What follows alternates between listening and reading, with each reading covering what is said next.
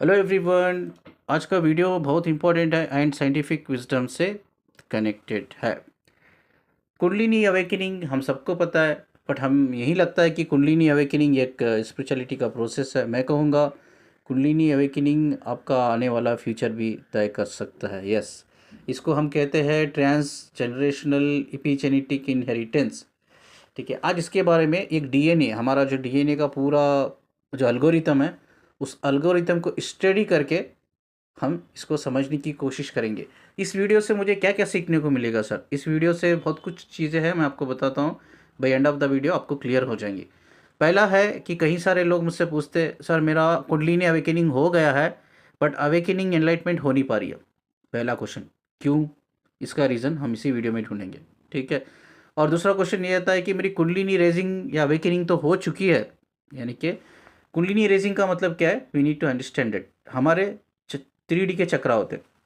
3D के कौन से चक्र है? हमारे नीचे के होते हैं। आपका हो गया रूट चक्र, सैक्रल एंड सोलर प्लेक्स। तो जो भी 3D के पर्सन है उनकी जो कुंडलिनी एनर्जी होती है नीचे होती है, यानी कि नीचे की तरफ होती है। ठीक है। जब वो नीचे की कुंडलिनी एनर्जी ऊपर बढ़ती है, ऊपर आती है, तो उसको कहते हैं कुंडलिनी अवेकनिंग या कुंडलिनी रेजिंग। इसको एक सिंपल भाषा में कहे तो कॉइल्ड अप एनर्जी भी कहते हैं। ठीक है, COILED, coiled up, UP up, coiled up energy भी कहते हैं। यानी कि इसका मतलब ये है कि आपका जो कुंडलिनी एनर्जी जो नीचे के चक्रास में है, वो एनर्जी ऊपर के चक्रास से अलाइन होता है। ठीक है। इस प्रोसेस को साइंटिफिकली क्या कहते हैं, ये भी मैं इस DNA के एल्गोरिथम में आपको समझा दूंगा। ये सारी चीज़ें आपको क्लियर हो जाएंगी। और एक चीज़, इपीजेनेटिक पर्सनैलिटी कैसा हम डेवलप कर सकते हैं, ये भी मैं आपको सिखाऊंगा। वो क्या क्या स्किल एनहेंसमेंट है जो हमें करना चाहिए, हमारे बच्चों को करना चाहिए, जिससे हम एक ब्राइट फ्यूचर की तरफ आगे बढ़ सकते हैं। अगर इस वीडियो को आप कंप्लीट सुनते हो, आपको ये भी समझ में आ जाएगा अवेकनिंग होने के बाद, यानी कि कुंडलिनी अवेकनिंग होने के बाद मेरा अवेकनिंग क्यों नहीं हुआ, भाई मेरा एनलाइटमेंट क्यों नहीं हुआ। अब कुछ लोग एक रेगुलर ग्रोथ, कंसिस्टेंसी में रहते हैं ग्रोथ के लेवल पे, पर अचानक से वो बहुत ड्रेन हो जाते हैं। जितना भी उन्होंने काम किया, लाइक सब खत्म हो जाता है। And what is this reason? ये क्या हम गलती करते हैं जर्नी में, स्पिरिचुअल जर्नी में, जो हम एकदम हाई जाकर एकदम कम्प्लीटली हम लो आ जाते हैं? ये भी इस वीडियो में जानने को मिलेगा। अब इस वीडियो को थोड़ा अलग तरीके से शुरू करेंगे। अलग तरीके से मतलब साइंटिफिक लेवल से शुरू करेंगे। साइंटिफिक लेवल में 3 चीज़ें मैंने ऐड किया। एक बायोलॉजिकल लेवल थोड़ा स्टडी करेंगे, ठीक है, केमिस्ट्री थोड़ा स्टडी करेंगे, थोड़ा हम फिजिक्स भी स्टडी करेंगे। ये तीनों लेवल पे सारा हमारा DNA एल्गोरिथम को स्टडी करके उससे को रिलेटेड करके मैं आपको स्पिरिचुअलिटी में चीज़ें कैसी होती है, और साइंस में वही चीज़ें होती है हमें आज तक पता नहीं है। जो साइंस में वही चीज़ें हो रही है वो स्पिरिचुअलिटी में भी हो रही है, बट हमारे पास वो विजडम ना होने की वजह से वो अवेयरनेस नहीं है। आज वही अवेयरनेस आपके अंदर क्रिएट करने के लिए ये वीडियो बनाने का मेरा मकसद है। कितने लोगों को हमारे DNA का पूरा प्रोसेस पता है? बहुत कम लोग, बहुत रेयर टू रेयर लोग हैं। और सभी लोगों को सिर्फ DNA का फुल फॉर्म क्या है, RNA का फुल फॉर्म क्या है, यही पता है। बट वो एल्गोरिथम किस तरह से काम करता है, वी डोंट नो। ठीक है, आज मैं बहुत सिंपल तरीके से चीज़ों को आपके सामने लेके आऊँगा। आज तक आपके साइंस टीचर ने भी आपको इतना सिंपल तरीके से समझाया नहीं होगा, उतना ही सिंपल तरीके से समझाऊँगा, but not in A scientific term. Scientific term तो रहेगा, but in a very simple language में उसको मैं कोडिंग करूँगा। ठीक है, जैसा मैं कोडिंग करूँगा आपको चीज़ें समझ में आएगी, तब जाके आपको पता चलेगा यार एक्चुअली ये प्रोसेस जो है ना हमारे DNA का इस तरह से काम करता है। अब सिंपल भाषा में आपको समझाता हूँ, बायोलॉजिकल DNA क्या होता है एंड इपिजेनेटिक पर्सनालिटी क्या होता है। ठीक है, बायोलॉजिकल DNA वो होता है जो हमें विरासत में मिलता है। विरासत का मतलब क्या है? जो हमारे माँ बाप से मिलता है, जो हमारी फैमिली से मिलता है, ये हो गया बायोलॉजिकल DNA जो आपका रहता है। 50% आपकी माँ से मिलता है, 50% आपके पिताजी से मिलता है। ठीक है, और कुछ चीज़ें आपकी फैमिली से, जनरेशन, एंसेस्टर जनरेशन से भी कनेक्ट होती है। ये विरासत में मिलने वाली चीज़ है जिसे बायोलॉजिकल DNA हम कहते हैं। एक होता है एपिजेनेटिक पर्सनालिटी। ठीक है, एपिजेनेटिक पर्सनालिटी जो हमारे हाथ में होता है, हम चीज़ों को, स्किल्स को एनहांस करते हैं। स्किल मतलब कौन सा स्किल्स? जो एक्चुअली हमारे ब्रेन्स के न्यूरॉन के सिस्टम को एनहांस करती है। स्किल का मतलब इधर क्या है? स्किल का मतलब जो हमारे ब्रेन की न्यूरॉन्स को एक्टिवेट करती है। ठीक है, वो अलग अलग तरीके के स्किल्स होते हैं, मैं आपको आगे बताऊंगा। इससे पहले हम एल्गोरिथम को स्टडी करेंगे, और वो स्किल्स को समझने की कोशिश करेंगे जो हमारे इपिजेनेटिक पर्सनालिटी में काउंट होते हैं। चलो डीएनए के एल्गोरिथम को समझने की कोशिश करते हैं। पोस्ट आप स्क्रीन पे अभी देख रहे हो, मैं पढ़ता हूँ और बड़ी सिंपल तरीके से इस चीज़ को आपको समझाता हूँ, ठीक है। साइंटिफिक जाने की ज़रूरत नहीं है। Genes are the basic building blocks. ये क्या होता है मैं नीचे आपको दिखाता हूँ। Of life find heredity genes are made from DNA and provide the instruction that body needs to function. Each genes contain the instruction to make a specific protein molecules that do the most of the work in the cells and the body. Immediately आप नीचे के picture को देखिए, समझ में आता है। ये स्ट्रक्चर है, ठीक है। मैं स्ट्रक्चर ये बाजू भी लगाया हुआ है पिक्चर की कि आपको समझ में आ जाए। ये स्ट्रक्चर है डीएनए का। अब उसके बीच में एक स्ट्राइट लाइन है, स्ट्राइट लाइन, वो स्ट्राइट लाइन ही जीन्स है। समझ में आया जीन्स कैसी होती है? ये स्ट्रक्चर में जो स्ट्राइट लाइन है वो जीन्स है, ठीक है। वो किससे बनी हुई रहती है? यूजुअली प्रोटीन से बनी रहती है। वो प्रोटीन में क्या होता है? सारा जेनेटिकल इंफॉर्मेशन होता है, ठीक है। वो कैसा हमारे ब्रेन के न्यूरॉन तक जाता है, आगे मैं आपको बहुत सिंपल तरीके से समझाऊंगा। बट हम इस स्टेज पे ये समझने की कोशिश करेंगे जीन्स होता क्या है। जीन्स एक एक्चुअली ब्लॉक है। वो जो स्ट्रेट लाइन देख रहे हो ना, उसको ब्लॉक है, उसको ब्लॉक कहते हैं। वो ब्लॉक को हम जीन्स कहते हैं। अब उसमें प्रोटीन की मात्रा कम होने की वजह से वो जीन्स जो है ब्रेक हो गया है, ठीक है। अगर प्रोटीन उसमें सही होता, वो ब्लॉक स्ट्रांग होता और ब्लॉक खड़ा रहता। अब प्रोटीन की मात्रा कम होने की वजह से वो जीन्स ब्लॉक हो गया। अब इधर क्या होता है सर, ठीक है, एक समथिंग एडिशनल इन्फॉर्मेशन मैं आपको दे रहा हूँ। इन केस जब हमारा जो ब्लॉक्स में प्रोटीन की मात्रा कमी होने की वजह से जब वो जीन्स ब्रेक हो जाता है, उसके बाद हमें कई सारे जेनेटिकल डिसीज़ आ जाते हैं, ठीक है। हमें या हमारे बच्चों को जेनेटिकल डिसीज़ एक्सपीरियंस या सफ़र करना पड़ता है, ठीक है। आई होप कि क्लियर हो गया कि जीन्स कैसा होता है करके। चलिए नेक्स्ट पोस्ट हम स्टडी करते हैं। उससे पहले मैं आपको बता दूं इपिजेनिक पर्सनालिटी क्या होती है। वो विरासत में नहीं मिलती है, वो हम एक्चुअली इस दुनिया में आने के बाद अपने दम पर, अपने बलबूते पर, ठीक है, अपना जो इनर बिल्ड टैलेंट होता है, स्किल्स होता है, पैशन होता है, उसके बेस पर हम एनहेंस करते हैं। यानी कि हम अपने ब्रेन्स के न्यूरॉन्स को एक्टिवेट करते हैं, जिसे कहते हैं इपिजेनेटिक पर्सनालिटी। इपिजेनेटिक पर्सनालिटी हर इंसान के अंदर होता है। ये मेरे अंदर है, ठीक है, ये आपके अंदर है। दुनिया का हर वो इंसान जो एफर्ट्स डाल रहा है, यस, ये एफर्ट्स डाल रहा है। ऐसा नहीं कि अपनी लाइफ को ब्लेम करके बैठा हुआ है, ठीक है, यार ये तो मेरे माँ बाप से मुझे विरासत में मिला है, इसमें मैं क्या कर सकता हूँ। ऐसा इंसान कभी भी इपिजेनेटिक पर्सनालिटी में नहीं आता है। जब वो चैलेंज लेता है, हाँ ये कमी मेरे माँ बाप से मुझे मिली है ना, बट इसको क्यों मैं फॉलो अप करूँ, ठीक है, इस कमी को मैं ब्रेक करता हूँ। मैं अपनी स्किल एनहेंसमेंट के ऊपर अपने ब्रेन्स को एक्टिवेट करके अपना फ्यूचर मैं ब्राइट बनाता हूँ, ठीक है। इसका मतलब ये है कि आपके पिताजी एक खेती बाड़ी करते अनपढ़ गंवार इंसान है, तो इसका मतलब ये नहीं है कि आप भी एक खेती बाड़ी करोगे आप अनपढ़ गंवार बनोगे। आपके अंदर ये एटीट्यूड होना चाहिए कि चलो कोई बात नहीं, उस ज़माने में खेती बाड़ी होती थी, मेरे पिताजी ने खेती बाड़ी किया, उन्होंने हमें किसी तरह से पाला पोसा बड़ा किया। बट इसका मतलब ये नहीं है कि मेरे पिताजी खेती बाड़ी करते तो मुझे भी खेती बाड़ी करना है। मैं डॉक्टर क्यों नहीं बन सकता? यस। मैं इंजीनियर क्यों नहीं बन सकता? यस। मैं साइंटिस्ट क्यों नहीं बन सकता? यस। इसको कहते हैं इपिजेनेटिक पर्सनालिटी, ठीक है। इंसान अपने बलबूते पे, अपने दम पे चीज़ों को हासिल करता है, अपने ब्रेन्स के सिस्टम को, ब्रेन्स के न्यूरो ट्रांसमीटर नेटवर्क्स को चेंज करता है, अपने ब्रेन्स के न्यूरॉन्स को एक्टिवेट करता है, और वो एक ब्राइट फ्यूचर की तरफ इंसान आगे बढ़ता है। अब ये पोस्ट में लिखा क्या है मैं पढ़ता हूँ, बड़ी ही सिंपल तरीके से आपको समझाने की कोशिश करता हूँ, ठीक है। Epigenetic is the study of changes in genetic expression, genetic expression, changes in a genetic expression without changing in a DNA sequence. More important है, ये आपको समझाता हूँ मैं। Epigenetic mechanism are able to regulate the genetic expression through chemical modification of DNA। ये chemical modification DNA process होता है, उस एल्गोरिथम को भी मैं आपको इधर समझाता हूँ। ये पोस्ट में एक चीज़ बहुत इंपॉर्टेंट लिखी है, इन्होंने लिखा है epigenetic genes expression without changing the DNA sequence. तो इसका मतलब क्या है मैं आपको समझाता हूँ।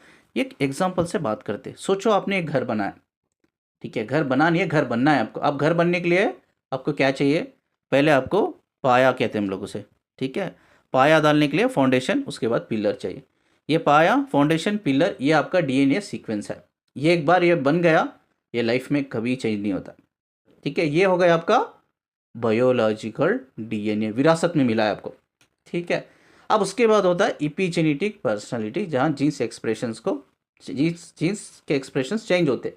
अब वो क्या है, अब सोचो ऑलरेडी आपने फर्स्ट फ्लोर बन लिया, सेकेंड फ्लोर बन लिया, ग्राउंड फ्लोर के बाद अब क्या कर सकते हो, तो पाया तो आप तोड़ नहीं सकते, वो फाउंडेशन तो आप तोड़ नहीं सकते, तो आप डेवलप करना है आपको कुछ, तो डेवलप को इधर क्या कहते हैं, इपीजेनेटिक पर्सनैलिटी कहते हैं। अब उसके लिए डेवलप के लिए आप क्या कर सकते हो, आप चाहे तो जो floor already first floor second floor ground floor जो बना है उसमें कुछ रिपेयर करना है, रिपेयर कर सकते हो या रिनोवेट कर सकते हो।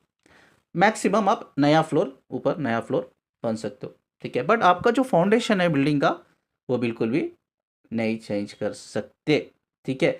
इसी तरह से ये हम जो डीएनए सीक्वेंस है इधर बदलता नहीं है, बिना डीएनए सीक्वेंस के हमारे जीन्स के एक्सप्रेशंस बदलते हैं, उसे कहते हैं इपीजेनेटिक सेंस। तो एग्जांपल जो अभी मैंने दिया घर का, कि biological DNA is your foundation of your home, जो भी आप उसके बाद रिपेयर करते हो, रेनोवेट करते हो या नया फ्लोर बनते हो, that is called a epigenetic personality. Okay, I think ये क्लियर हो गया होगा कि what is different between biological DNA and epigenetic personality, ठीक है। नेक्स्ट पोस्ट हम थोड़ा सिंपल तरीके से पढ़ के और समझने की कोशिश करते हैं।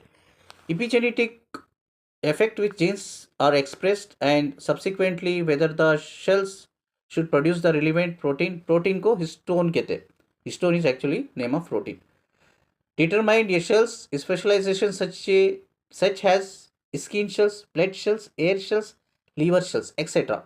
This effects play a role both as fetus development, fetus का मतलब unborn baby, unborn baby को fetus कहते हैं हम लोग, through genetic expression active and also through nurture with environmental.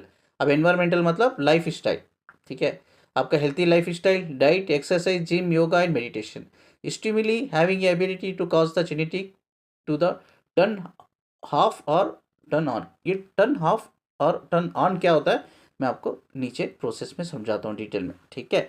अब ये क्या कह रहा है, पोस्ट क्या कह रहा है, ये समझने की कोशिश हम करेंगे।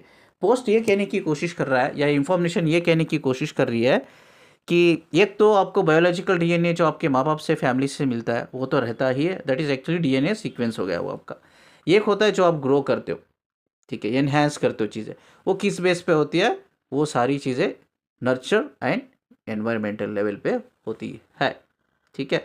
फॉर एग्जांपल अगर मैं एक ऐसा इंसान हूँ, मैंने डेवलप किया इस चीज़ को कि मेरा हेल्थी लाइफ स्टाइल है, मैं डाइट फॉलो करता हूँ, मैं जिम करता हूँ, योगा करता हूँ, मेडिटेशन करता हूँ, एक्सरसाइज करता हूँ, ठीक है। ये सब चीज़ें एक्चुअली मेरे कहीं ना कहीं ब्रेन्स के न्यूरॉन्स को एक्टिवेट करने में हेल्प करती है और एक मुझे हेल्थी लाइफ स्टाइल को डेवलप करने में, एक हेल्थी लाइफ जीने में मुझे सपोर्ट करती है और मेरे फीचर्स को ब्राइट बनाती है। सिर्फ मैं हेल्थ लेवल पे ही अच्छा नहीं करूँगा, मैं अपनी रिलेशन में भी अच्छा कर सकता हूँ, मैं अपनी पर्सनल लाइफ में एंड ऑल्सो मैं करियर लाइफ में, ठीक है। ये हो गया टर्न ऑन, ठीक है। टर्न ऑफ क्या हो सकता है, और एक क्वेश्चन मैं आप लोगों को ड्रॉप करूँगा आपके दिमाग में, क्या इपीजेनेटिक पर्सनालिटी परमानेंट होती है? नहीं, परमानेंट नहीं होती है।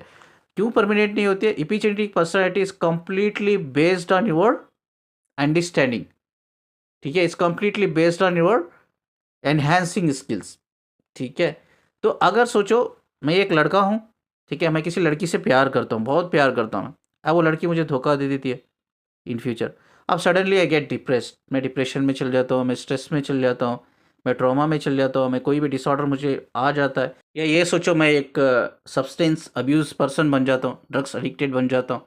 ये सब सारी चीज़ें जो नेगेटिव लाइफ स्टाइल में आती है और ये कहीं ना कहीं हमारे जो एक्टिव जो जेनेटिक एक्सप्रेशन जो एक्टिव होते हैं उसे इनएक्टिव कर देती है, टर्न ऑफ कर देती है और वापस मुझे ये कहीं ना कहीं अनहेल्थी लाइफ में लेके जाती है। मुझे हेल्थ इश्यूज होते हैं, I am not doing very good in my career, relationship, in my personal life. ये सारी चीज़ें कंप्लीटली बेस्ड किसके ऊपर है, इस नर्चर एंड एनवायरमेंटल, ठीक है, नर्चर एंड नेचर भी कह सकते हैं, ये एनवायरमेंटल के ऊपर डिपेंड है। तो ये हमारी अंडरस्टैंडिंग का एक लेवल है, इमोशनल मैच्योरिटी का एक लेवल है, इंटेलेक्चुअल मैच्योरिटी का एक लेवल है, ठीक है, कि हम अपनी लाइफ को किस तरह से एनहेंस करते हैं। It's everything in our hand, इसीलिए ये कहते हैं इपीजेनेटिक पर्सनालिटी। अब हम डिस्कस करते हैं सब में ज़रूरी और इम्पॉर्टेंट पार्ट ऑफ डीएनए। ये पार्ट आप समझ में आ गया तो आपको सारा एल्गोरिथम समझ में आ गया, डीएनए किस तरह से इंसान के अंदर ग्रो करता है, ठीक है। इसमें दो हिस्से होते हैं डीएनए में, दो हिस्से होते हैं। अब इधर क्या होता है, ये दो हिस्सों में मैं आपको पहले ही थोड़ा बेसिक बता देता हूँ, ठीक है। इधर क्या होता है, आपका जो प्रोटीन बनता है, और प्रोटीन किस तरह से बनता है वो हम स्टडी करेंगे। अब वो प्रोटीन क्या काम करता है, वो प्रोटीन क्या करता है, आपकी जेनेटिक इंफॉर्मेशन को आपके ब्रेन के न्यूरॉन तक फाइनली लेके जाता है, बस इतना ही है करता है। और इसका प्रोसेस बहुत लंबा है। ये प्रोसेस को कंप्लीट करने के लिए दो हिस्से है, डीएनए दो हिस्सों में डिवाइड हुआ है। पहला हिस्सा है जो हम अभी स्टडी करने वाले हैं, वो है प्री ट्रांसक्रिप्शन मॉडिफिकेशन प्रोसेस। ये प्री ट्रांसक्रिप्शन मॉडिफिकेशन प्रोसेस ये पहला हिस्सा है। और इसके बाद एक हिस्सा आता है पोस्ट ट्रांसक्रिप्शन मॉडिफिकेशन प्रोसेस। अब प्री में क्या होता है हम स्टडी करते हैं। प्री में होता है epigenetic changes affect work in a different way to bring about the genetic express type of genetic changes include, ठीक है। अब प्री में तीन चीज़ें आती है। पहली चीज़ आती है आपका डीएनए मिथेलेशन। डीएनए मिथेलेशन आता है। What is DNA methylation? Refers to the chemical reaction in the body in which a small molecules called a methyl group gets added to DNA. Protein or other modules that additions to methyl group can affect how some molecules act in the body. In DNA group is usually added to a specific place, blocking the protein that attaches to DNA to read the gene. When this chemical group is removed, the process called a methylation. In most cases, methylation turn off and demethylation turn on. ये turn off ये turn on क्या है ये हम बाद में बात करते हैं। अब ये पोस्ट को मैं ऑफकोर्स आपको समझ में नहीं आया होगा कि मैंने क्या पढ़ा है, ठीक है, लेकिन इस पोस्ट को मैं बहुत सिंपल फॉर्म में आपको समझाने वाला हूँ। इस सारे डिस्कशन को बहुत सिंपल वे में आपको मैं समझाता हूँ। डीएनए मेथिलेशन का मतलब क्या है? डीएनए मेथिलेशन का मतलब ये होता है उसमें पहले मॉलिक्यूल्स बनते हैं। मॉलिक्यूल्स समझिए पानी के अंडे की तरह होता है, राउंड होता है, राउंड शेप में ही होता है। वो केमिकल से बनता है। वो केमिकल्स को हम कहते हैं amino acid and nucleic acid. अगर आप मुझसे पूछो amino acid chemical acid is a foundation of your, ठीक है, प्रोटीन, ठीक है, is a component of protein भी इसको कहते हैं, ठीक है। अब इसमें क्या होता है, वो केमिकल्स की हेल्प से, उसमें क्या होता है, वो केमिकल्स की हेल्प से, एमिनो एसिड न्यूक्लिक एसिड्स की हेल्प से वो एक प्रोटीन बनाता है, ठीक है। वो प्रोटीन को वो केमिकल क्या करता है, छोड़ देता है, जिसको कहते हैं मेथिलेशन। जिसको कहते हैं मेथिलेशन हाफ, यानी कि हाफ मतलब छोड़ दिया उसने। और एक कहते हैं डीमेथिलेशन ऑन। अब डीमेथिलेशन ऑन एक अलग उसके नीचे का प्रोसेस है, मैं आपको समझाता हूँ। अब इस चीज़ को और एक थोड़ा सिंपल वे में करेंगे आपको समझ में आने के लिए। अब सोचो मैं एक टीचर हूँ, मैं कई सारे कोर्सेस भी लेता हूँ। अब एज ए टीचर, ठीक है, अब मेरे स्टूडेंट मेरे पास आते हैं, अब वो एग्ज़ाम कोई कॉम्पिटिटिव एग्ज़ाम वो देने वाले हैं इन आगे जाकर। अब मैं टीचर हूँ, अब मेरा व्हाट इज़ माई जॉब? मेरा जॉब इतना ही है कि I can give my 100% 200% best कि वो बच्चों को पढ़ाने के लिए, समझाने के लिए, ठीक है। मैं बहुत स्लो जाता हूँ, I am very slow person.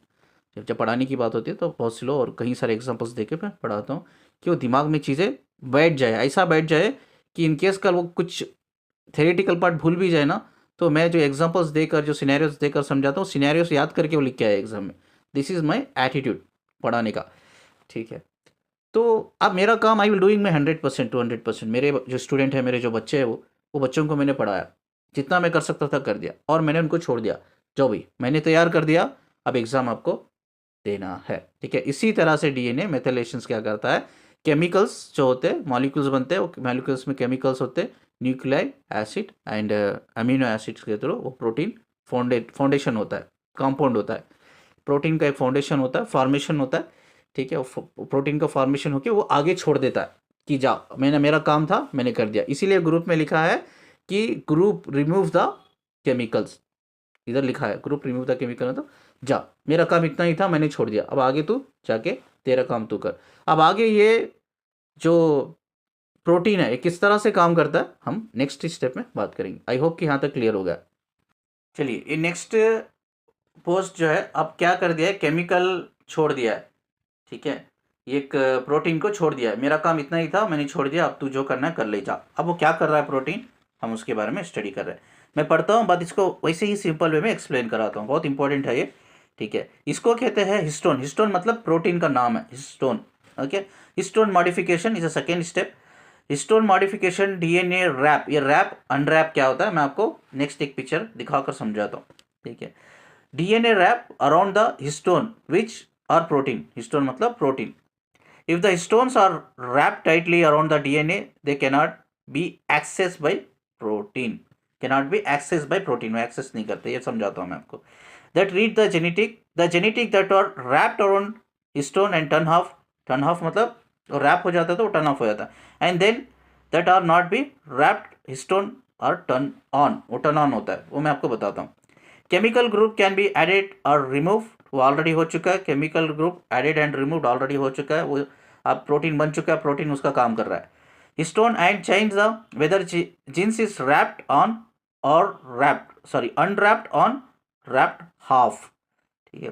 Throw रिबोसम्स, रिबोसम्स मतलब रास्ता, ठीक है, जिस रास्ते से गुजर कर वो हमारा जो प्रोटीन एक जेनेटिक इंफॉर्मेशन को कैरी करके ब्रेन के न्यूरॉन्स तक वो चीज़ें ट्रांसफर करता है, उस रास्ते को कहते हैं रिबोसम। ओके, स्ट्रक्चर यानी कि structure where chemical and amino और न्यूक्लिक एसिड्स, ठीक है, वो पास होते molecules that's combined from the protein to access the protein to make a mature mRNA। mRNA क्या होता है मैं आपको बहुत अच्छी तरह से समझाता हूँ, इट्स वेरी सिंपल फॉर्म में। अब हिस्टोन मॉडिफिकेशन क्या होता है, ये पिक्चर को गौर से दिखे, जितना आप गौर से देख सकते हो, जितना आप ध्यान से देख सकते हो, सारी कहानी पिक्चर में है, ठीक है। हिस्टोन मॉडिफिकेशन की कहानी पिक्चर में ही है। अब इधर से देखिए क्रोमोसोम्स, लेफ्ट साइड आपका क्रोमोसोम्स दिख रहा है, क्रोमोसोम शुरू हुआ है, ठीक है, क्रोमोसोम शुरू हुआ। इधर देखिए मिथाइल ग्रुप, मिथाइल ग्रुप मतलब ये केमिकल कंपाउंड बन गया, इधर बात डीएनए से गुजर रहा है, डीएनए से गुजर रहा है, डीएनए से गुजर रहा है, ये इधर आके रुक गया है। लेफ्ट साइड की बात कर रहा हूँ मैं, पिक्चर के लेफ्ट साइड में छोटा एक डॉट है, उधर आके रुक गया, यहाँ तक डीएनए मेथिलेशन प्रोसेस हो गया, ठीक है। इधर क्या लिखा है, DNA methylation, methyl group epigenetic factor found in some, ठीक है, found in some dietary source and tag DNA activate and suppress the genes, ठीक है। अब कहानी शुरू होती है नेक्स्ट आके हिस्टोन्स की, ठीक है। Histones are protein around which DNA wind up a compactions and genes regulation. अब इधर जीन्स ने यानी कि वो केमिकल छोड़ दिया है कि जा मेरा काम हो गया, अब इधर एंटर कर रहा है दूसरे प्रोसेस को आपका प्रोटीन, वो है हिस्टोन, हिस्टोन एंटर कर रहा है हिस्टोन मॉडिफिकेशन को। ये देख रहे हो ना, ये तागा देख रहे हो, इसे टेल कहते हैं, हिस्टोन टेल, ठीक है, हिस्टोन टेल। और ये जो आप देख रहे होंगे ना, ये चार चार इसमें स्क्वायर बना है, तो आपको ग्रीन कलर का नज़र आ रहा है, बीच में सेंटर में ग्रीन कलर का है ना, वो प्रोटीन, हिस्टोन मतलब प्रोटीन, ठीक है। अब इधर रैप अनरैप, जैसा हमने पोस्ट में पढ़ा ना, रैप अनरैप, अब इधर रैप हो रहा है, रैप हो रहा है, देख रहे हो ना, रैप हो रहा है। अब जो कुछ रैप हो रहा है ना, क्या हमने पोस्ट में लिखा है, एक बार पोस्ट में जाके देखते हैं, ठीक है, जो आपको समझ में आ जाए कि रैप, रैप मतलब हाफ, यानी कि जो प्रोटीन रैप हो रहा है उधर, ठीक है, बंधा जा रहा है, वो आगे नहीं बढ़ पाएगा, ठीक है। इसका मतलब हम थोड़ा सिंपल वे में समझाते हैं।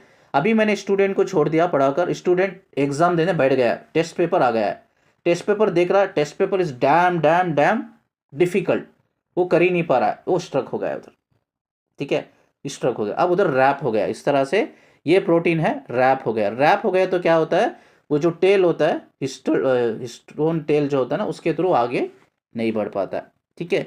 ये एक एग्जांपल हम देख रहे हैं, ये रैप है। अब रैप में नीचे क्या लिखा है इन्होंने, डीएनए इनएक्सेसिबिलिटी, यानी कि जीन्स इनएक्टिव, जीन्स इनएक्टिव का मतलब क्या, वो प्रोटीन उधर ही रुक गया और आगे ही नहीं बढ़ पाया, that is the more more more important. अब इधर थोड़ी देर में मैं आपको स्पिरिचुअल कॉन्सेप्ट में लेके निकलूंगा, ठीक है।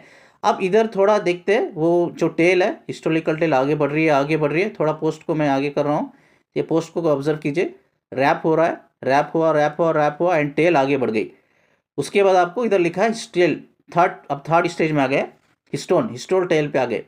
अब हिस्टोन टेल में ये आपको ना आई थिंक एक डिफरेंट कलर, ऑरेंज कलर है शायद, ये ऑरेंज कलर में आपको एक प्रोटीन दिख रहा है, ये ऑरेंज कलर जो है ना वो प्रोटीन है, हिस्टोन प्रोटीन। अब वो उसमें क्या लिखा है, डीएनए एक्सेसिबल, राइट साइड आ जाओ, पोस्ट के राइट साइड आ जाओ, ठीक है, DNA accessible and genes active, यानी कि ये रैप नहीं हुआ है, यानी कि आगे बढ़ रहा है, इस हिस्टोन टेल के थ्रू आगे बढ़ रहा है। तो इसीलिए पोस्ट में लिखा है जो अनरैप्ड है, जो इधर लिखा है अनरैप्ड इज ऑन, ऑन का मतलब मूव ऑन हो रहा है, एक्टिव जीन्स, ठीक है। जो रैप हो गया है वो हाफ हो गया। ये पोस्ट के थ्रू आई थिंक आप क्लियर समझ पा रहे होंगे, ठीक है। तो अभी ये एक्टिव का जो एक्टिव जीन्स है या जो डीएनए एक्सेसिबल है ये रैप नहीं हुआ है, ये हिस्टोन टेल के थ्रू आगे बढ़ चुका है। यानी कि ये पेपर, ये एग्ज़ाम, मेरा जो स्टूडेंट है ये पेपर उसके लिए ईजी था, उसने जितना पढ़ा था और जितना उसने मेहनत की थी उसके लिए ईजी दिखा और सारा पेपर अच्छी तरह से उसने अटेंड करके एग्ज़ाम हॉल को छोड़ दिया है उसने अभी, ठीक है, एग्ज़ाम हॉल को छोड़ दिया। अब एक स्टूडेंट ऐसा है मेरा कि पेपर इतना डिफिकल्ट था, स्ट्रक हो गया उधर, ठीक से वो कर नहीं पाया, लिख नहीं पाया, उधर ही फंस गया, उसको उधर ही पता चल गया यार ये पेपर तो क्लियर नहीं होगा, मैं फेल हो गया।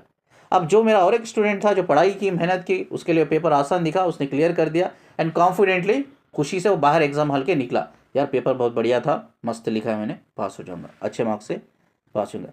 यहाँ आके दूसरा प्रोसेस खत्म हो जाता है जिसे हिस्टोन मॉडिफिकेशन कहते हैं। अब मैं आपको स्पिरिचुअल कॉन्सेप्ट में लेके जाता हूँ। ये प्रोसेस सबको समझ में आ गया, तो आप लोगों को समझ में आ गया तो अब स्पिरिचुअलिटी में समझ में आ जाएगा। अब इधर क्वेश्चन जो रेज होता है फेमिनिन से, सर मेरी कुंडलिनी अवेकनिंग हो चुकी है बट मेरा एक्चुअली अवेकनिंग, फाइनल अवेकनिंग नहीं हो पा रहा है, एनलाइटमेंट हो नहीं पा रहा है। अब जैसा इधर आपका प्रोटीन रैप हो गया है जिसकी वजह से वो आगे नहीं बढ़ पा रहा है, उसी तरह से स्पिरिचुअलिटी में कुंडलिनी अवेकनिंग होने के बाद भी आपका स्पिरिचुअल ग्रोथ रुक जाता है। वही सर इसकी रीज़न आप ये हो, ठीक है। कहीं सारी फेमिनाइन जो उनका डीएम जो डिस्टॉर्टेड एनर्जी में है उनके साथ फिजिकल रिलेशन बनाती है, उनके साथ इमोशनल होकर कार्ड को कनेक्ट करती है, जिससे क्या होता है उसकी एनर्जी आपको ड्रेन कर देती है, ड्रेन कर देती है, ठीक है। कई सारी फेमिनाइंस ये नॉनसेंस वीडियो देखकर, भाई मैं जर्नी में मेरे अपनी डीएम की बात नहीं सुनूंगी, मेरा डीएम मेरा भगवान है, मेरे भगवान की बात नहीं सुनूंगी तो मैं कर्मा क्रिएट कर देती हूँ, ठीक है। नेगेटिव थॉट पैटर्न ये भी आपको ड्रेन कर देता है। भाई मेरा डीएम मुझे पैसे मांग रहा है, फिजिकल होने के लिए बुला रहा है, इमोशनली हर वक्त वो आता रहता है, ऑन ऑफ सिचुएशन में आता रहता है, मुझे उसके लिए अवेलेबल रहना पड़ता है, ठीक है। तो ये भी आपका एक नेगेटिव पैटर्न है, ये भी आपको रैप कर देता है, जैसे आपके प्रोटीन को रैप कर रहा है उसी तरह से आपका जर्नी में आप इवन कुंडलिनी अवेकनिंग होने के बाद भी आप जर्नी में डिस्ट्रैक्ट हो गए हो। ये साइंटिफिकली स्टडी कर चुके हैं हम लोग, बट लोगों को अवेयर नहीं है इसके बारे में। इसी तरह से स्पिरिचुअल जर्नी में हो रहा है, ठीक है। कई सारे कार्मिक रिलेशन में है, आपका हस्बैंड कार्मिक हस्बैंड है, नार्सिसिस्टिक है, बट आगे बढ़ नहीं पा रहे हो बिकॉज ऑफ वो रिलेशनशिप, ठीक है। कई सारे फेमिनाइन मैस्कुलाइन फाइनेंशियली लैकिंग कर रहे हैं, फाइनेंशियल चक्रा ब्लॉकेज है उनका, वो आगे नहीं बढ़ पा रहा है, बढ़ नहीं पा रही है, ठीक है। कहीं सारे लोगों का मल्टीपल रिलेशन हो चुका है, कहीं सारे लोगों का मल्टीपल ब्रेकअप हो गया है, उसी वो रिलेशनशिप ट्रॉमा में बैठे हुए, ठीक है। या उनका कोई चाइल्डहुड ट्रॉमा है जिसकी वजह से उनका इनर चाइल्ड ब्लॉक हो गया है। चाइल्डहुड ट्रॉमा कुछ भी हो सकता है यार, आपका सेक्सुअल अब्यूज़ हो सकता है, आपको अनकंडीशनल लव नहीं मिला है, आपका रेप हो सकता है, ठीक है, आपके साथ गलत व्यवहार किया है, ठीक है, बहुत बचपन से आपने अपने पेरेंट्स को खो दिया होगा, आपने अपने फास्टर पेरेंट्स के साथ रहे होंगे, तो you face lot of challenges, life में चैलेंजेस, अनकंडीशनल लव नहीं मिला है आपको, सपोर्ट नहीं मिला है, मोटिवेशन एनकरेजमेंट नहीं मिला है, हमेशा आपको डीमोटिवेशन नहीं मिला है।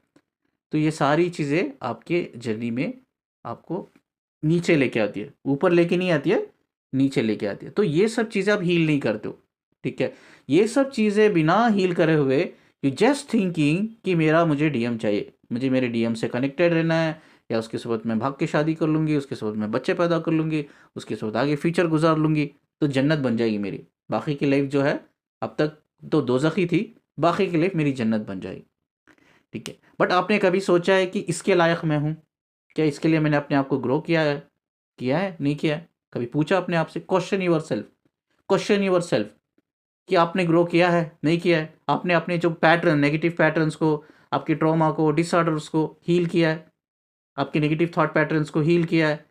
ठीक है, नहीं किया है। You are not healed, you are unhealed and you are talking about the divine union. कैसा होगा जी? कैसा होगा आप बताइए मुझे, ठीक है। तो इधर जैसा आपका प्रोटीन रैप हो गया ना, तो इधर क्या होता है, सेम हैज ए डीएनए जो प्रोसेस हम स्टडी करें उसी तरह से इवन आप स्पिरिचुअल जर्नी में भी इसी तरह से फंस जाते हो, क्योंकि अपने पैटर्न्स को आपने हील नहीं किया and you are talking about union. ये पॉसिबल नहीं है। तो ऐसे नॉनसेंस वीडियो देखना छोड़ दो कि फेमिनिन्स कहती है आपको ये इनर वर्क करो, वो कर लो, आपका डीएम 3 महीने में 6 महीने में आ जाएगा। नहीं आएगा भाई, मैं तो लिख के दे दूंगा, ये चीज़ लिख के दे दूंगा। मेरा 20 साल का एक्सपीरियंस है, इतना कॉन्फिडेंट बंदा हूँ मैं इस चीज़ में, इतना मैंने रिसर्च, इतना स्टडी मैंने साइंस लेवल पे किया है, ठीक है, मैंने साइकोलॉजिकल लेवल पे किया है, स्पिरिचुअल लेवल पे किया है, ठीक है। मैं चीज़ें जो बोलता हूँ ना वही होती है, ठीक है। आई एम एक्सपर्ट, ये चैलेंज करके बोलता हूँ, मैं एक्सपर्ट हूँ, ठीक है। ये सब आपको उल्लू बना रहे, पहले भी मैंने वीडियो में बनाया, आज भी बोल रहा हूँ मैं, उल्लू बना है, उल्लू बन रहे हो, बनने का शौक है, बनो, नो प्रॉब्लम। अगर आप स्ट्रक्ट हो जाते हो, आपकी स्पिरिचुअल अवेकनिंग रुक जाती है, इवन कुंडलिनी राइजिंग के बाद भी। तो ये डीएनए भी ऐसा ही होता है। क्यों होता है मैं आपको अभी पढ़ के सुनाता हूँ। नेक्स्ट, कुंडलिनी से ही रिलेटेड मैं एक पोस्ट पढ़ रहा हूँ जो आपको समझ में आए। साइंस भी यही कहता है, जो कुंडलिनी अवेकनिंग में हम स्ट्रक हो जाते हैं, कुंडलिनी अवेकनिंग होने के बाद में, जिसे साइंस में एक पर्टिकुलर एक वर्ड कहते हैं हम, ठीक है, उसे कहते हैं डीएनए जंक। डीएनए जंक क्या होता है मैं पहले आपको पढ़ के सुनाता हूँ। Why are epigenetic called DNA junk, DNA या डीएनए जंक, ठीक है। Approximately 98% to 99% of human genome, genome मतलब ये शेल का नाम है, इपिजेनेटिक शेल का नाम है genome, consist of non coding, यानी कि वो ट्रैप में ही फंस जाती है, उसका आपका प्रोटीन ट्रैप हो जाता है और वो आगे बढ़ नहीं पाता है, जिसे कहते हैं नॉन कोडिंग। कोडिंग मैं आपको सिखाता हूँ कैसा कोडिंग नॉन कोडिंग करते हैं हम लोग डीएनए में, बहुत सिंपल वे में सिखाता हूँ अभी, ठीक है। which does not directly provide the instruction for making a protein while historically labeled DNA junk or junk DNA, ठीक है। तो अब इधर नीचे ये लिखा है कि क्या आपका इपिजेनेटिक, जैसा मैंने कहा इपिजेनेटिक आपका परमानेंट नहीं होता है, बिकॉज वो इपिजेनेटिक परमानेंट इसलिए नहीं होता है, 98 to 99% आपका प्रोटीन कनेक्ट होता ही नहीं है। इवन वो कनेक्ट हो गया तो भी वो completely based on your nurture and nature के बेस पे होता है, एनवायरमेंटल के बेस पर होता है। तो आपका जो बायोलॉजिकल डीएनए होता है ना वो बहुत स्ट्रांग होता है, बिकॉज वो रियासत में मिलता है। आपने कई बार सुना होगा बचपन की आदत बुढ़ापे तक, ये लोग बड़े लोग बोलते थे, ठीक है, बचपन की आदत आदत बुढ़ापे तक, या बचपन की आदत जनाजे तक करके हमारे यहाँ बोलते हैं ऐसा, हमारे बुजुर्ग बोलते थे, आपने भी सुना होगा, आपके बुजुर्ग ने भी बोला होगा। वो इसलिए बोलते थे आपका जो बायोलॉजिकल डीएनए का जो फाउंडेशन होता है ना, it's very strong compare to epigenetic, ठीक है। बट इपिजेनेटिक पर्सनालिटी भी हम आगे बढ़ सकते हैं अगर कंसिस्टेंस ग्रोथ हम दिखाए, हम डेस्परेट ग्रोथ दिखाए तो हम आगे बढ़ सकते हैं, ऐसा कुछ नहीं है। But compare biological DNA and epigenetic personality compare करें तो बायोलॉजिकल डीएनए का जो बेस होता है इज एक्चुअली स्ट्रांग होता है, इसीलिए हम डीएनए सीक्वेंस को चेंज नहीं कर पाते। तो क्या लिखा है, biological genetic information is encoded, वो ऑलरेडी एनकोडेड होती है डीएनए विया through specific sequence of 4 nucleosides basis होते हैं, इसके बेसिक रूल्स होते हैं, ये आगे भी मैं पढ़ाऊंगा आपको, ठीक है। वो है एडेनाइन जिसे ये कहते हैं, उसके बाद है टीमाइन, उसके बाद है गोनाइन एंड साइटोसिन्स, ये 4 होते हैं, ठीक है। और ये जाके टी से जुड़ता है और जी जाके सी, या सी से जी जुड़ता है, ठीक है। इसे कहते हैं डबल हेल्थ स्ट्रक्चर, ये आगे मैं समझाता हूँ क्लियरली। तो डीएनए भी यही कह रहा है 98 to 90, even genetic expression change होने के बाद भी 98 टू 99% आपका प्रोटीन आपके ब्रेन के न्यूरॉन्स तक एक एक्टिव प्रोटीन होकर कनेक्ट नहीं हो पाता है। इसी तरह से हमारी जर्नी में भी यही चीज़ हो रही है, कुंडलिनी अवेकनिंग होने के बाद भी हम स्ट्रक हो पड़े हैं। कोई पहला स्टेज में स्ट्रक हो पड़ा है, कोई स्पिरिचुअलिटी के दूसरा स्टेज में स्ट्रक हो पड़ा, कोई तीसरा स्टेज में आकर स्ट्रक हो पड़ा है, ठीक है, या हो पड़ी। चलिए अब डीएनए के एल्गोरिथम एंडिंग में आके हम स्टडी करते हैं कोडिंग एनकोडिंग कैसा होती है, एंड जो कोडिंग नहीं होती है उसका मतलब ये है कि प्रोटीन आपके ब्रेन के न्यूरॉन्स तक as a active protein active genes बन के नहीं गया है। जो जिसकी एनकोडिंग हो गई है वो प्रोटीन एक एक्टिव जीन्स बनकर आपके, एक्टिव जीन्स का मतलब क्या, जीन्स मतलब क्या कैरी करता है, जेनेटिक कोड्स, जेनेटिक कोड्स में इंफॉर्मेशन होती है, जेनेटिक इंफॉर्मेशन वो कैरी करता है। तो उसका मतलब यह है कि एनकोडेड जीन्स का मतलब वो जेनेटिक इंफॉर्मेशन ऑलरेडी आपके ब्रेन के न्यूरॉन से कनेक्ट कर चुका है, जो कोडिंग नहीं हुई है वो जेनेटिक इंफॉर्मेशन आपके ब्रेन के न्यूरॉन से कनेक्ट नहीं हुई है, रैप हो गई है, उधर ही रैप हो गई। अब ये कोडिंग एनकोडिंग क्या होता है हम बात करते हैं। तो नेक्स्ट पोस्ट मैं पढ़ता हूँ। ये पोस्ट पढ़ने से पहले जैसा मैंने स्टार्टिंग में कहा कि डीएनए के 2 टाइप होते हैं, एक होता है प्री ट्रांसक्रिप्शनल मॉडिफिकेशन प्रोसेस, दूसरा होता है पोस्ट ट्रांसक्रिप्शनल मॉडिफिकेशन प्रोसेस। अभी वक्त आ गया है कि पोस्ट पे जाने का, ठीक है। अब पोस्ट पे हम चीज़ों को समझने की कोशिश करेंगे। अब आ गया है कि आपका non coding RNA, what is RNA? ठीक है, DNA सबको पता है, कितने लोगों को पता है RNA? RNA actually messenger, RNA एक मैसेंजर कहते हैं उसे। RNA में 3 प्रोसेस होते हैं, RNA, ठीक है, मैसेंजर, और tRNA that is transfer the messenger. उसके बाद होता है रिबोसम्स, रिबोसम्स आके रास्ता होता है, और रास्ते को लेकर आपकी प्रोटीन जो जेनेटिक इंफॉर्मेशन कैरी करता है वो न्यूरॉन तक पहुंचाता है। DNA से वो कनेक्ट रहता है, DNA से सारी इंफॉर्मेशन लेता है, वो उसे मैसेंजर, मैसेज की तरह रिसीव करके उसका काम होता है कि वो प्रोटीन को आपके दिमाग के न्यूरॉन तक पहुंचाना। इतना ही काम होता है RNA और DNA का। DNA से RNA कनेक्टेड रहता है, ठीक है।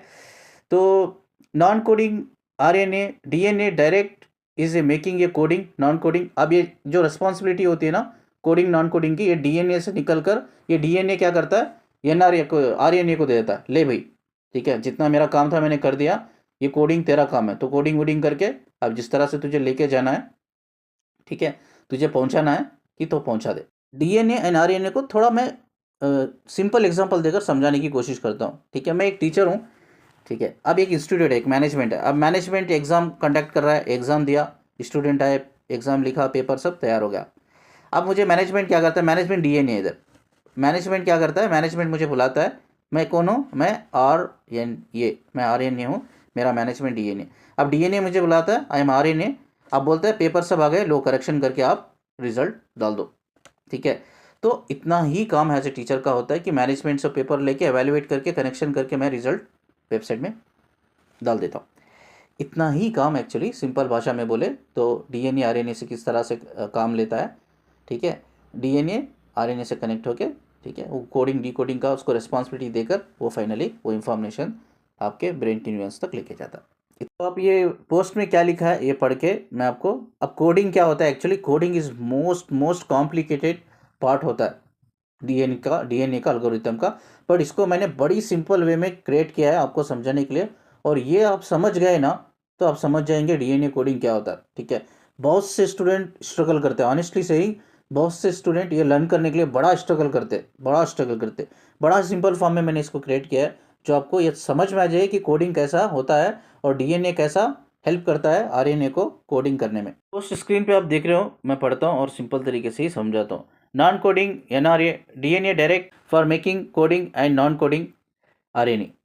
Coding DNA is used to make a protein. Non-coding helps to control the genetic expressions which it does attach to coding RNA along with the creation protein to break down the coding RNA, so it cannot be used to make protein, and non-coding RNA may also create the protein and modify the histone to turn on or off, ठीक है। एक post देख रहे हो, ये post मैंने डाला तो है बट आपको नहीं दिखाई देगा, छोटा है। बट ये पोस्ट अगर आपको दिखाई भी दे मुझे लगता नहीं है कि आपको समझ में आएगा, बिकॉज ये कोई फिजिक्स केमिस्ट्री या बायोलॉजिकल का स्टूडेंट ही ये पोस्ट को समझ सकता है। इसे कहते हैं फाई कैपिंग। बट ये इस चीज़ को मैं थोड़ा सिंपल वे में बना के रखा हूँ समझाने के लिए, ये पोस्ट में जाने की ज़रूरत है। पोस्ट में इसलिए ऐड करूँ, कोई साइंस का स्टूडेंट है और मेरा वीडियो सुन रहा है इन फ्यूचर अभी, तो उसको हेल्प होगा। चलिए कोडिंग नॉन कोडिंग थोड़ा सिंपल वे में समझाने की कोशिश करता हूँ। पोस्ट में क्या लिखा है मैं पढ़ा है अभी, लेकिन आपको समझ में नहीं आएगा, लेकिन सिंपल वे में समझाने की कोशिश करता हूँ, ठीक है। स्क्रीन पे आप एक पोस्ट देख रहे हो, इसे कहते हैं DNA base pair hydrogen bond. Hydrogen bond 4 होते हैं हमारे DNA में, एक जैसा पहले मैंने कहा अडेनाइन, ठीक है, उसके बाद टीमाइन, साइटोसिन्स एंड गुआनाइन, ये 4 एक्चुअली बेस होते हैं हाइड्रोजन के। और जो अडेनाइन होता है T से कनेक्ट रहता है, T9, and cytosines connected with guanine, ठीक है। 4 बेस हमारे RNA से भी कनेक्ट रहता है, वो है जो मैं अभी पढ़ रहा हूँ, अडेनाइन पेयर विथ यूरासिल यू। अब यूरासिल कहाँ से आ गया मैं आपको बताता हूँ आगे जाकर, ठीक है। उसके बाद है साइटोसिन्स विथ गुआनाइन। अब इसके जो रूल्स होते DNA बेस के पेयर के हाइड्रोजन्स के रूल्स होते, वो रूल्स क्या है, आप थोड़ा पोस्ट इसको थोड़ा जूम करके देखेगा तो समझ में आएगा। आपका DNA अडेनाइन जो पेयर जो होता है आपके RNA यूरेसिल से कनेक्ट रहता है। यूरेसिल क्या है मैं आपको बताता हूँ, ठीक है।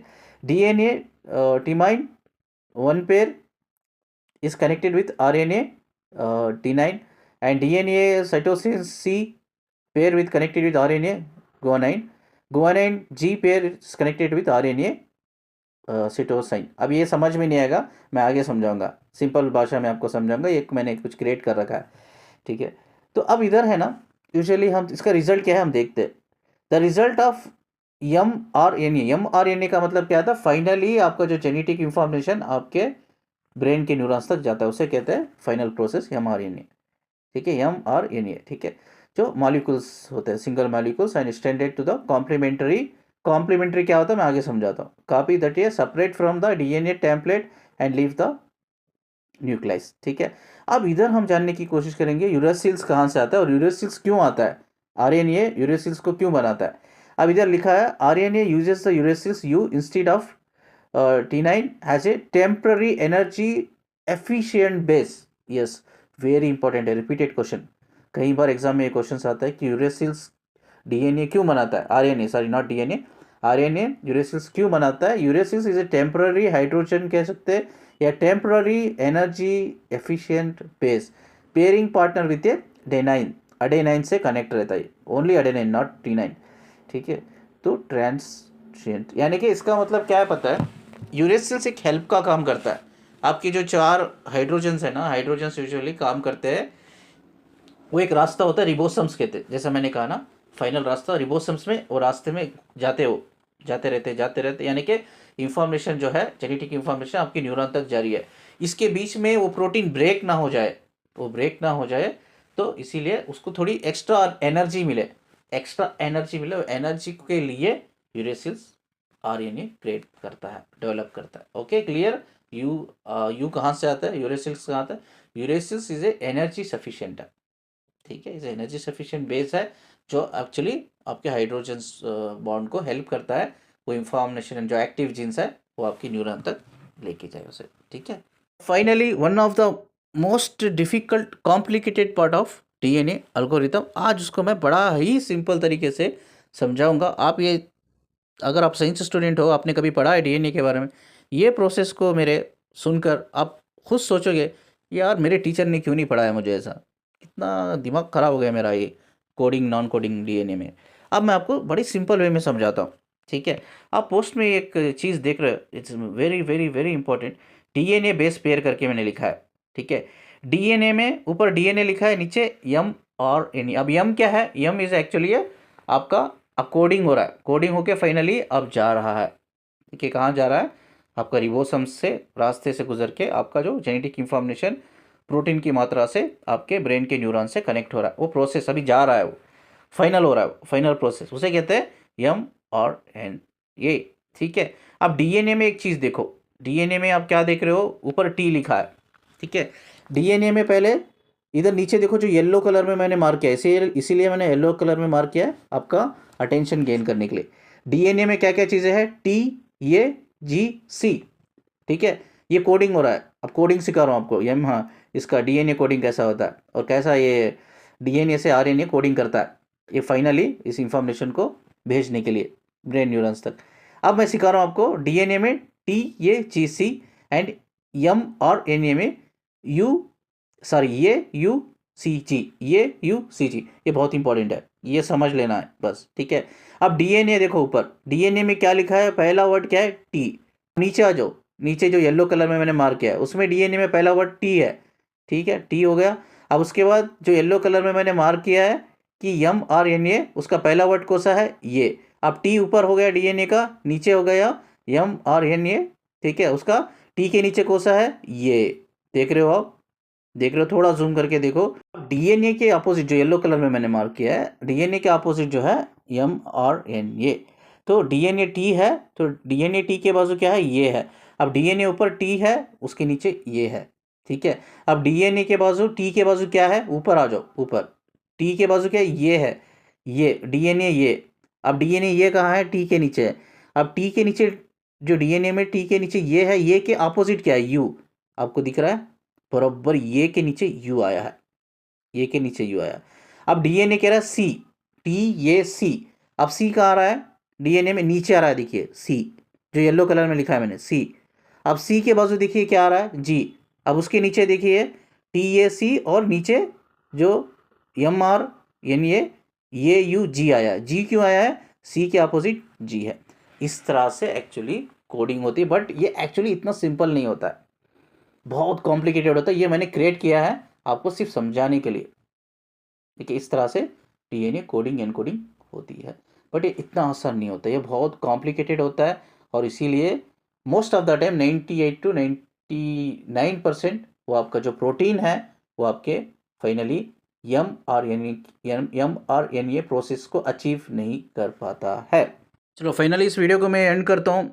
आपको इस वीडियो से डीएनए एल्गोरिथम तो आपको समझ में आ गया होगा कि यार किस तरह से ये होता है करके। वीडियो अगर थोड़ा लंबा गया तो मैं माफ़ी चाहता हूँ उसके लिए। जैसा मैं हमेशा कहता हूँ, एनलाइटेड अवेकन लोगों से कनेक्टेड रहिए, आप आगे बढ़ोगे, लर्न करोगे चीज़ें, क्योंकि उनकी बात ही अलग होती है, उनके वाइब्रेशन ही अलग होती है, उनकी नॉलेज विजडम ही अलग होती है। ठीक है, तो बस जाते जाते मेरे चैनल को सब्सक्राइब करके जाइए। मुझसे सुनने के लिए, मुझसे कनेक्ट रहने के लिए शुक्रिया। और हर वक्त मैं कहता रहता हूँ कि नंबर आप स्क्रीन पे देख रहे हो, आप मैं साइकोलॉजिकल कोर्स लेता हूँ, स्पिरिचुअलिटी का मैं लेता हूँ, पर्सनल ग्रोथ एंड डेवलपमेंट। ठीक है, और नेक्स्ट मंथ कुछ नए बैचेस भी शुरू होने वाले हैं, तो अभी एनरोलमेंट कर सकते हो, आप मुझे कांटेक्ट कर सकते हो, इन्फॉर्मेशन ले सकते हो। ठीक है, तो वीडियो इज़ मोर इम्पॉर्टेंट, जितना हो सके लर्न कीजिए, शेयर कीजिए। मुझे पता है यार, ये वीडियो वही लोग देखेंगे जिसको लर्निंग एटीट्यूड है, कुछ लर्न करना है, सीखना है, आगे बढ़ना है, ग्रो करना है। अब जो लोग डीएम डीएफ के चक्कर के पीछे बैठे हैं वो कभी नहीं सुनेंगे वीडियो का, I know that. But still चलो, मैं ये वीडियो कुछ कम लोगों को भी हेल्प करता है तो मैं उसके लिए भाग्यशाली हूँ। ठीक है, चलो मैं बस इतनी दुआ करूँगा, सभी खुश रहो, हंसते रहो, आबाद रहो, हंसते खेलते रहो। ठीक है, चलो अल्लाह हाफिज़।